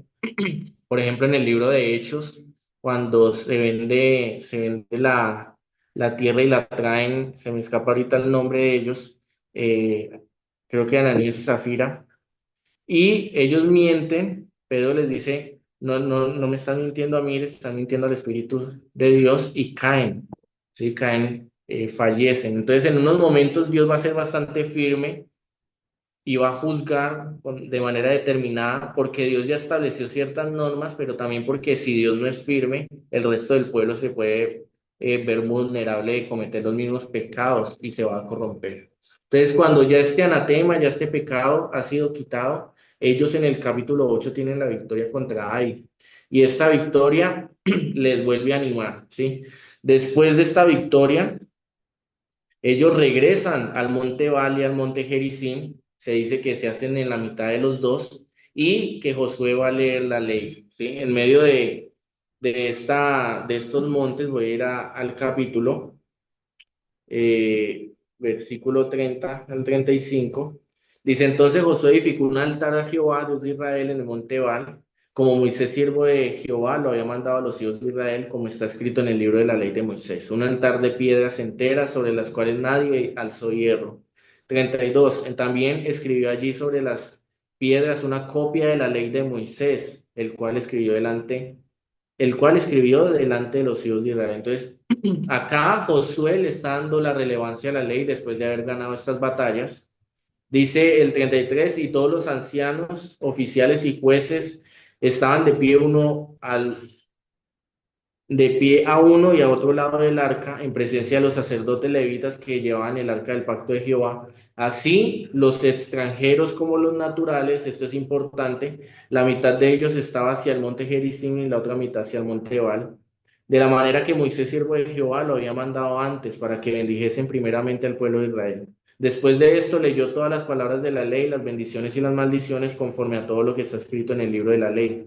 No hubo palabra alguna de todo cuanto Moisés habló que Josué no hiciese leer delante de toda la congregación de Israel y de las mujeres, niños y extranjeros que moraban en ellos. Entonces, después de esta victoria, ellos se van. La mitad en el monte Ebal, la mitad en el monte Gerizim, son montes que están bastante cerca. Y ahí se habla toda la ley, se escribe toda la ley, se dictamina toda la ley, y hay como un compromiso de vivir en esa ley, y se habla de sus orígenes. Entonces recordemos la primera semana, orígenes y cosmovisión. Se recuerda de que ellos que fueron sacados como esclavos tienen un propósito, adoran al Dios verdadero, y ese Dios verdadero los escogió para hacer de bendición a las demás naciones y para seguir sus normativas. Eh, Está su Dios, pero su Dios estableció normas morales, culturales y ceremoniales. Están los 10 mandamientos, está el tema de cómo van a juzgar si uno hurta o si hay pecado de inmoralidad sexual, entre otras cosas, pero también están todas las leyes ceremoniales, ofrendas de paz, los holocaustos, el día de Yom Kippur, entre otras cosas, para mantener esa pureza dentro del pueblo. Habla de la estructura, oficios, la distribución del pueblo, y ahí mismo nos menciona Josué que se habla de las bendiciones y las maldiciones, que si mal no estoy es Deuteronomio 28, y habla de cómo si ellos obedecen la ley van a de manera consecuente a vivir la tierra prometida de manera fructífera, pero si desobedecen van a tener consecuencias. Dentro de esas consecuencias no van a tener la lluvia a su tiempo, no van a disfrutar en totalidad el fruto de su tierra, incluso si no se arrepienten va a llegar una nación extranjera y los va a llevar cautivos a un lugar y cuando ellos se arrepientan van a regresar, que es lo que vamos a ver después con Babilonia. Entonces el pueblo acá está siendo consciente de su llamado, de su propósito, de que Dios les ha dado todas estas leyes y que Dios les ha guardado y continúan en ese mismo deseo de conquistar. Capítulo 9 es bastante importante y es interesante.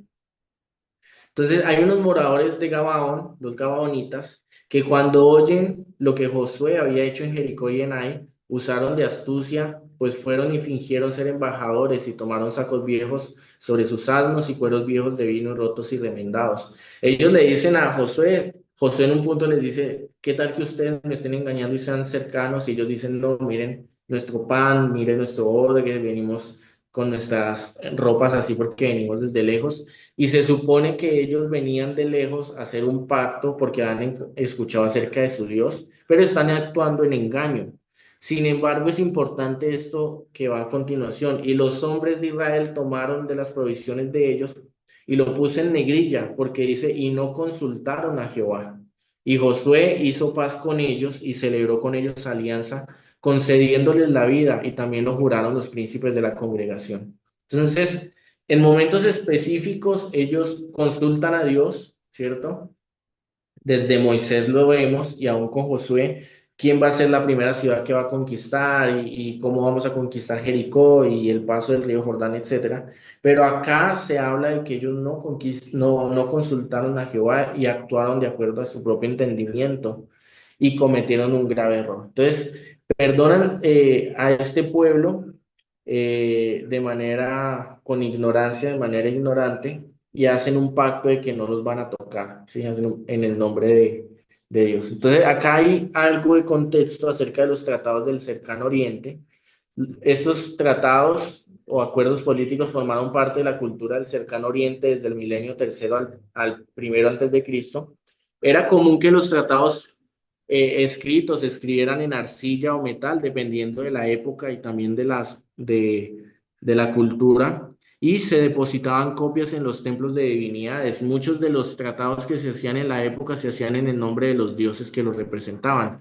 Recordemos que los dioses para ellos significaban que les daban las victorias en la guerra, que les daban los hijos, que les daban como la provisión en los alimentos. Los dioses eran su identidad. Muchas veces muchos de los miembros de la realeza o hijos se van a llamar de acuerdo al dios. Entonces, ahí vemos que cuando ellos hacen tratados entre naciones, los dioses son como los guardianes de esos mismos tratados, ¿sí? Y hay dos tipos de tratados. Uno, el de paridad.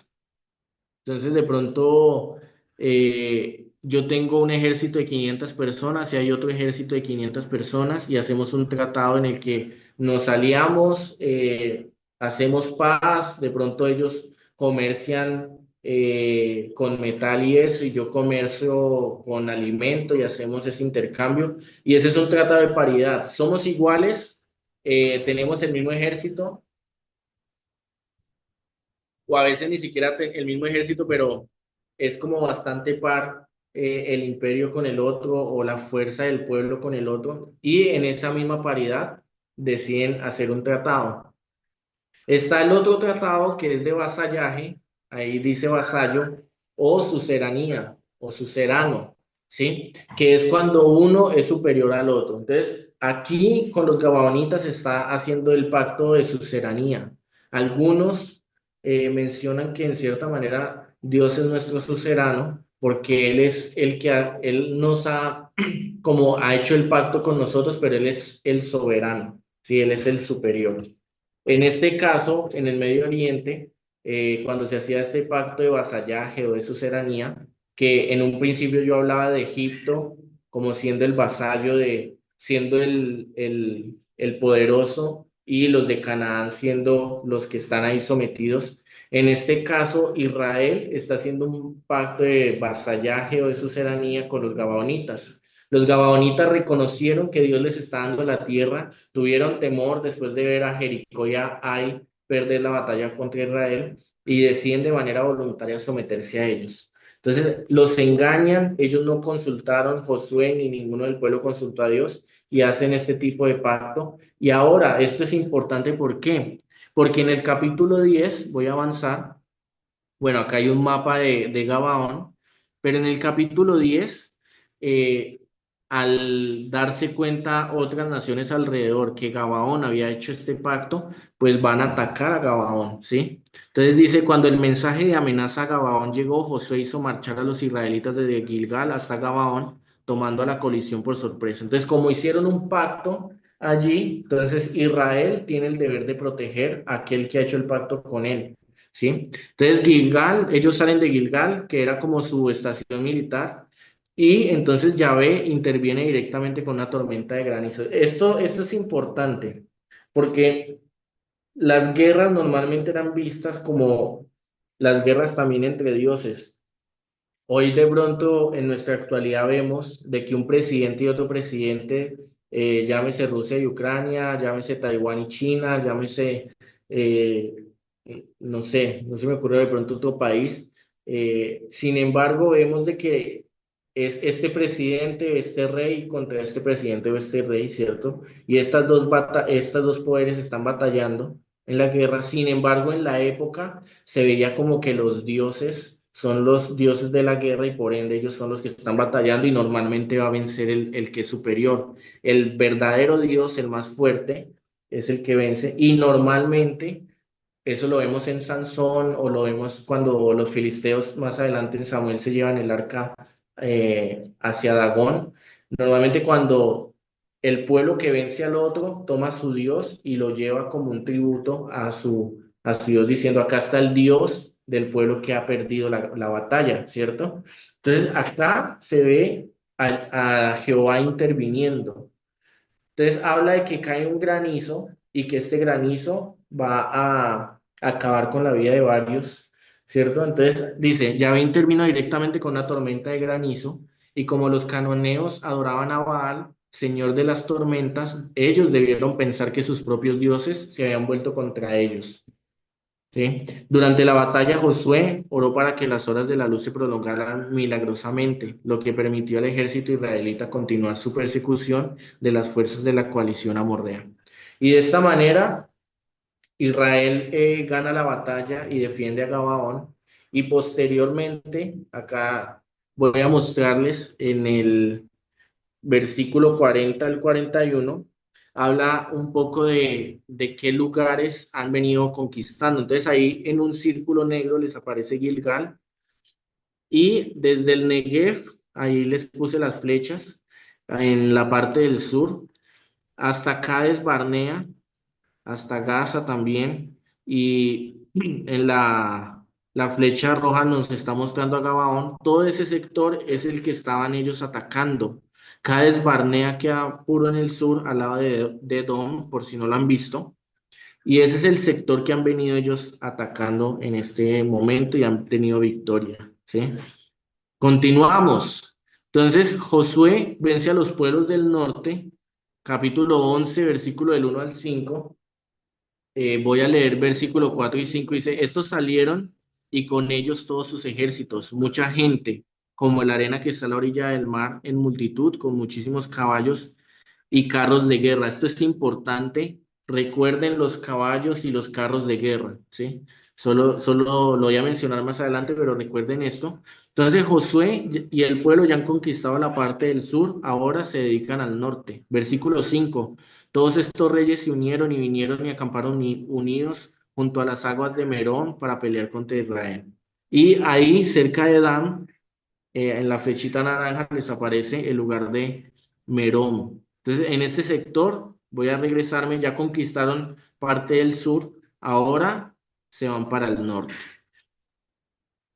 Y en medio del capítulo 11, hay ciertas batallas y termina diciendo que Josué se apodera de la tierra y comienza desde el sur hasta el norte ganando todos esos territorios.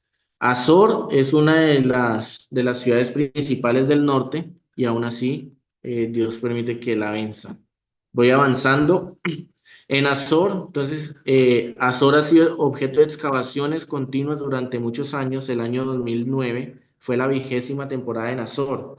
Y esto es clave, de pronto al principio por los problemas técnicos no les puedo mostrar todo, pero acá les voy a mostrar algunas de las cosas que se han descubierto arqueológicamente en Azor. Entonces, en el lado izquierdo hay uno de los leones tallados en basalto que custodiaban la entrada del templo cananeo. Hay piedras erguidas en basalto, que es una especie de, como de piedra volcánica, entre otros objetos de cultos también excavados en Azor, fechada más o menos en este mismo periodo de la conquista de Josué. Y en la derecha hay una estela de basalto también que se encuentra en el centro de las piedras en pie y es la única que presenta incisiones. Contiene el símbolo de la deidad lunar, dos manos levantadas hacia la media luna. ¿Por qué muestro esto? Porque Azor era un lugar en el que, según la arqueología y por los descubrimientos, había bastante idolatría. Entonces Dios está mostrando de que Él es el verdadero Dios y está venciendo a estos pueblos que pensaban que sus dioses eran todos poderosos. En un punto van a ver a los cananeos o históricamente los demás pueblos en la época de los profetas, van a ver a los israelitas como débiles porque tienen solamente un Dios dentro de la concepción antigua, mientras yo más dioses tengo dentro de mi pueblo y les rindo culto, entonces más fuerte soy, porque cada dios tiene su nombre, pero tiene su manera de ser adorado y también tiene sus beneficios, ¿cierto? El dios de la guerra, la fertilidad, entre otras cosas. Y Azor aparentemente es un lugar donde practicaban bastante idolatría. Recordemos lo que hablaba al principio, de que Dios lo que está haciendo acá es como una limpieza y sacando toda esta idolatría para que pueda ser implantado acá el tabernáculo de Él y su nombre glorificado y las demás naciones conozcan acerca de Dios por medio de su pueblo, ¿sí? Va a haber un momento en el que se habla de que las demás naciones van a decir, que Dios tan perfecto ha dado estas leyes tan perfectas a su pueblo. Entonces, las mismas leyes de Israel mostraban la justicia y el amor de Dios, y ese es el punto. Mientras que las normativas o las leyes, el estándar legal de estas naciones eran idólatra, era antimoral, asesinaban a sus hijos, tenían relaciones sexuales explícitas de todas las maneras, cometían muchas abominaciones. Entonces Dios está acá cumpliendo su propósito. Y Azor también se ha encontrado otros hallazgos arqueológicos acerca de sus deidades, pero este no lo voy a leer, voy a avanzar. Y en el capítulo 12 entonces nos hace un recuento de los reyes que Moisés y Josué derrotaron, ¿sí? En el capítulo 13 esto es importante. ¿Se acuerdan que yo les estaba mencionando acerca de los carros que son errados y los caballos? Entonces, el pueblo de Israel no contaba con esos carros, eh, lo cual sí contaban los filisteos, entre otras naciones, no todos, pero algunos de Canaán. Y el capítulo 13 nos va a mostrar de que a pesar de que Josué dice que conquistaron la tierra, no la conquistaron en totalidad, ¿sí? Y esto va a ser una piedra de tropiezo por el pueblo, porque más adelante, por no, por no conquistar de manera total el terreno, ellos se van a dejar permear por la cosmovisión, pensamiento, la idolatría de los demás pueblos de las naciones. Entonces, no conquistan toda la tierra. El capítulo 13 nos habla de la distribución de las tribus. Obviamente Leví no, porque Dios dice que la herencia de Leví es Dios mismo, ¿sí? Él es su heredad. Y se da la muerte de Balaán, que Balaán es el que hizo caer en idolatría y en relaciones sexuales ilegales al pueblo cuando Balac lo quiso sobornar. ¿Sí? En capítulo 14 nos vuelve a hablar de la distribución de la tierra y nos habla de Caleb cuando pide su tierra prometida. Y en el 15 ya Caleb logra conquistar su tierra, ¿sí?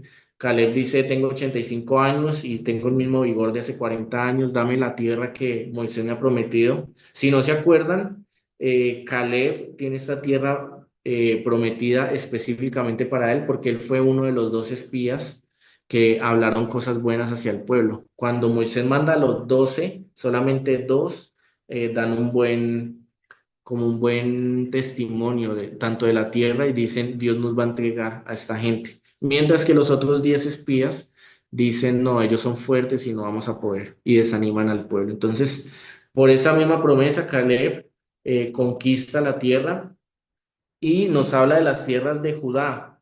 ¿Sí? Judá ya tiene su territorio. Vamos avanzando. Capítulo 16. Y acá se pone interesante, nos va a dar una apertura también para el libro de Jueces.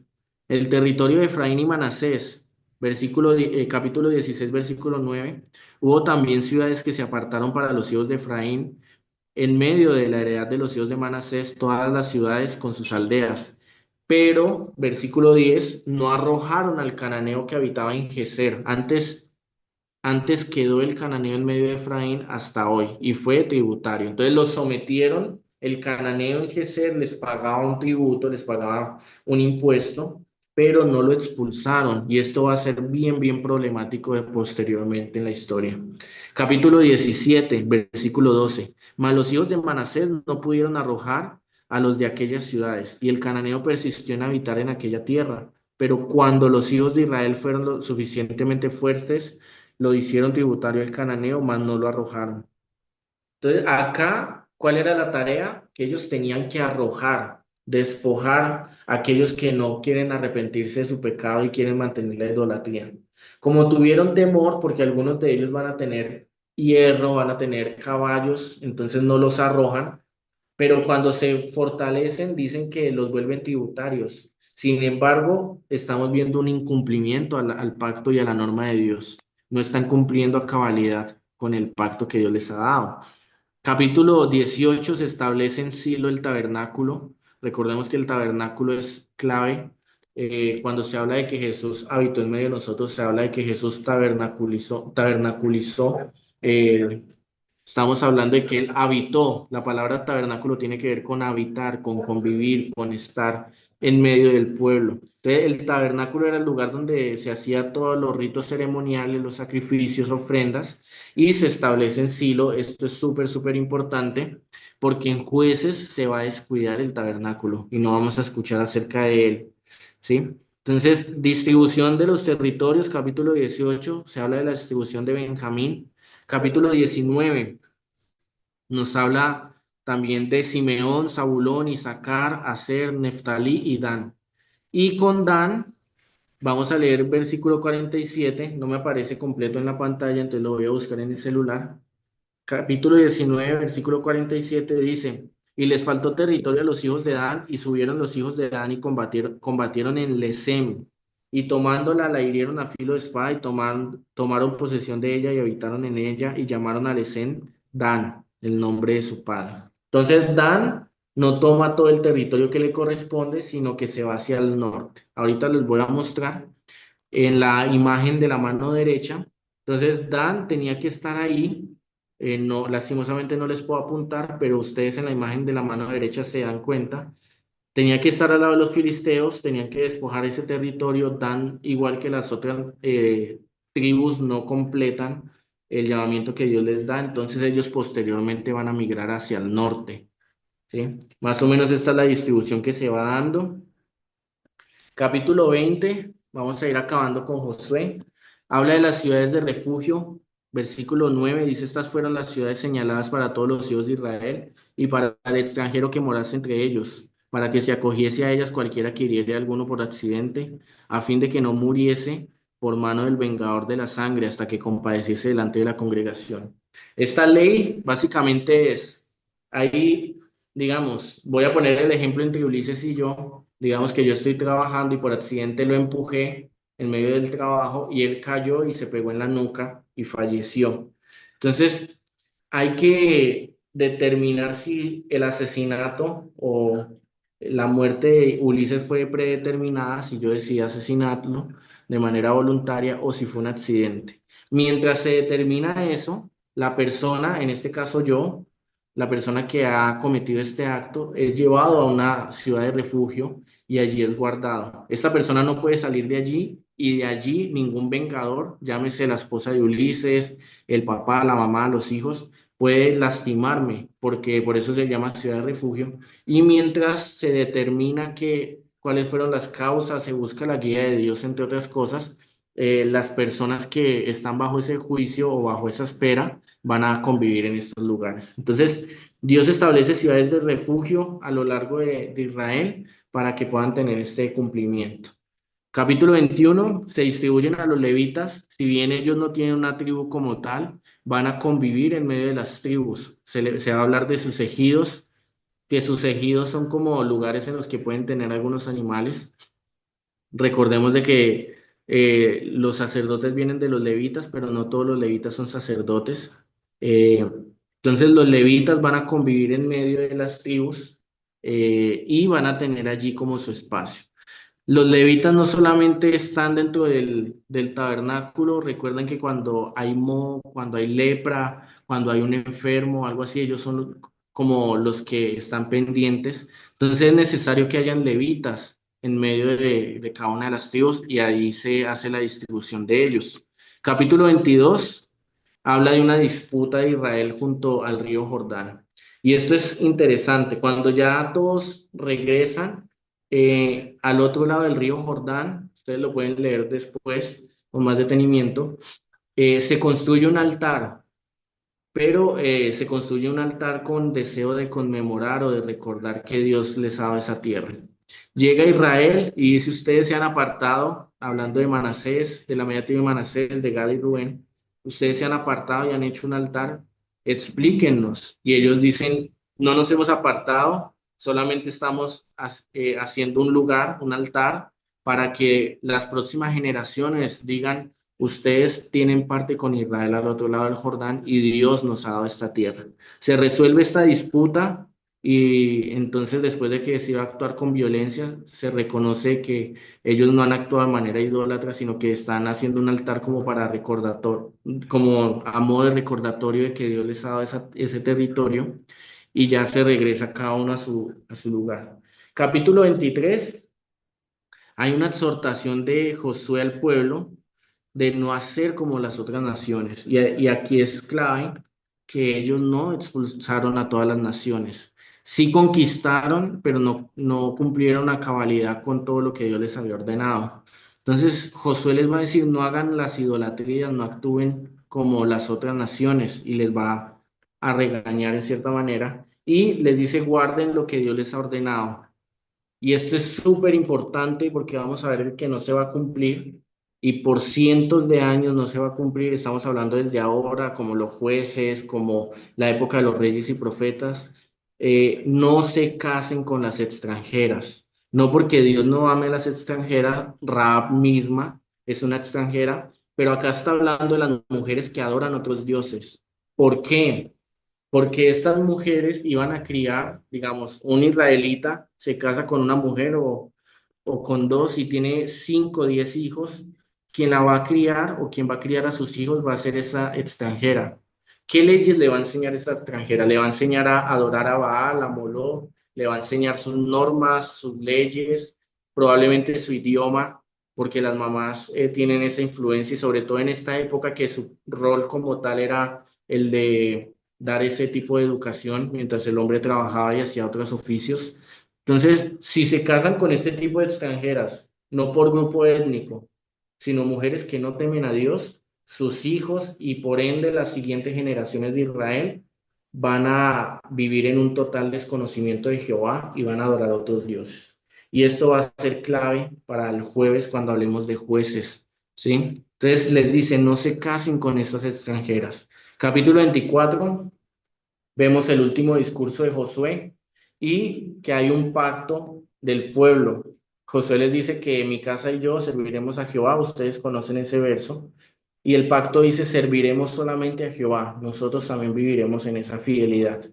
Y posterior a eso, pues Josué y Eleazar fallecen y la tierra prometida ha sido conquistada, aunque no de manera total, pero ya Josué y Eleazar como que cumplen en cierta manera con lo que Dios ha determinado. Y el pueblo se establece allí. Entonces, la muerte de Josué, hay varios puntos importantes. La renovación del pacto fue el último deber de Josué, que es lo que estábamos hablando, que el pueblo dice, nosotros también vamos a vivir el pacto, vamos a ser fieles a Dios. Tras evitar a los clanes la vuelta a casa, Josué murió a la edad de 110 años, bastante anciano. No se hizo ningún nombramiento divino para un sucesor. Esto es súper importante, como había sucedido con la muerte de Moisés. Moisés muere e inmediatamente, perdón, se habla de que Josué va a ser el sucesor del, del liderazgo que tenía Moisés, y aún con el río del Jordán, cuando se abre, el pueblo mismo reconoce la autoridad que hay del mismo Josué. Pero cuando muere Josué, no hay un sucesor, ¿sí? Dios no va a ungir a alguien. Aparentemente, Dios ya ha dejado pues las leyes y es probable que Dios ya quiere que ellos vivan de manera como en una teocracia, como no con un líder visible, sino con sus sacerdotes, con sus jueces, con su liderazgo por familias y que viven de acuerdo a la ley, pero el pueblo no va a tener ese autogobierno o esa autodeterminación para vivir de esta manera. Entonces, no hay un líder como Josué y lastimosamente vamos a ver que el pueblo se va a desviar, ¿sí? Pero en un principio nos da la impresión de que Dios ya les dejó y les habló un montón de veces acerca de sus leyes y sus normas. No se casen con extranjeras, no practiquen la idolatría, vivan en fidelidad a mí, manténganse santos porque yo soy santo, como dice en Levítico, entre otras cosas. Y el pueblo ya tenía toda la ley, todo el sistema ceremonial, legal, civil, armado para vivir en fidelidad, ¿sí? Pero acá no vemos un sucesor de Josué y lastimosamente para ellos no va a ser tan bueno, ¿sí? De ahí que el libro de los jueces se abra en el capítulo 1 con la pregunta: ¿quién será el primero en subir a luchar por nosotros? Porque en el libro de Josué vamos a ver un poquito más acerca también de los últimos detalles de la conquista. Eh, para ir terminando, más o menos así quedaría el mapa de Israel en medio de la conquista, con la diferencia también de que Dan, aunque Dan aparece al lado de los filisteos, también en el norte al lado de Neftalí, ellos posteriormente en Jueces también lo vamos a ver, van a vivir allá, van a huir para ese sector, pero más o menos así es la distribución: la media tribu de Manasés, Gad y Rubén, al lado del norte, de la derecha del río Jordán, y el resto de las tribus ahí, y la tribu de Leví siendo distribuida en las demás tribus. Y con eso, siendo las 9:03, terminaríamos con el libro de Jueces. Espero que haya sido de bendición a pesar de los problemas. Pido disculpas por los problemas técnicos. Estoy necesitando arreglo de computador o un computador nuevo para el trabajo. Pero espero que haya sido de bendición y que podamos ver la soberanía de Dios. Dios de manera consecuente y constante va a hablarles a ellos de que vivan en temor a Él y que mantengan su fidelidad en el pacto, pero hemos visto que el pueblo constantemente tiende a desviarse. Y muchas veces nosotros podemos ver al pueblo de Israel como terco, pero a mí a veces me confronta porque yo también puedo actuar en esa misma terquedad, ¿sí? Así que me gustaría que pudiéramos terminar orando y ya le doy paso a Uli para que pueda cerrar, eh, orando en el que el Señor nos dirija y nos pueda hablar en medio de todo lo que hemos visto y en lo que vamos a seguir viendo, ¿sí? Señor, yo te doy gracias por esta noche de clase, Señor. Pido que tu Espíritu Santo pueda seguir hablándonos. Sé que de pronto es un vuelo de pájaros, pasamos por encima de muchas cosas que quizás podríamos sacarle bastante jugo en el libro de Josué, pero de manera constante vemos tu cuidado y tu provisión, Señor. ¿Cómo trajiste la provisión del maná? Quitaste el maná cuando ellos ya tenían la capacidad de poder comer de otros alimentos. ¿Cómo abriste el río Jordán? ¿Cómo hiciste que cayera Jericó? ¿Cómo incluso cuando Acán peca y hace que el pueblo peque, tú lo detectaste, Señor, y asimismo también muchas veces a nosotros nos purificas, nos guardas, nos provees en medio de las dificultades, y agradecemos, Señor, porque tu carácter es permanente a pesar de que nosotros a veces podemos desviar nuestra mirada. Ayúdanos a ser en cierta manera como Josué, un líder que permanece en medio de la dificultad y que puede ser una columna para poder fundamentar a otros y ayudarlos a continuar en el llamado. Señor, te damos gracias por esta noche, en el nombre de Jesús. Amén. Muchas gracias. Amén. Con Gracias. gusto. Muchas gracias, Adi. Creo que han sido bastantes recursos muy buenos y muchos datos importantes para que tomen sus apuntes, puedan también de una vez ya pensar en qué preguntas puedo hacer la próxima clase. Va a ser muy especial que desde ya vayan anotando en su papelito o en su cuaderno, en su computador, las cosas que son importantes tal vez para retroalimentar o compartir o preguntar la próxima clase. Entonces, bueno, ya siendo las 9:06. Bueno, gracias a Addison y gracias a todos por participar y nos vamos a ver en una próxima clase, ¿listo? Por la misma hora y por el mismo canal. Amén. Muchas gracias. Gracias. Están despedidos. Gracias.